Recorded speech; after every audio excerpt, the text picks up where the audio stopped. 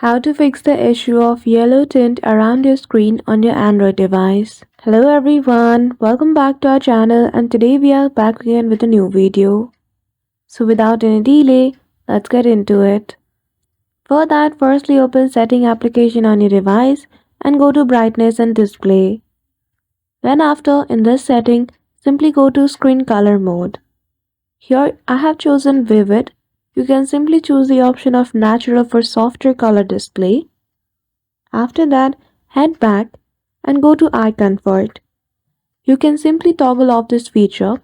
Here I have scheduled it. If you don't want to enable the eye comfort feature, simply toggle off this feature. And then after you will be good to go. So just like that, you will be able to fix the issue of yellow tint around your screen on your Android device.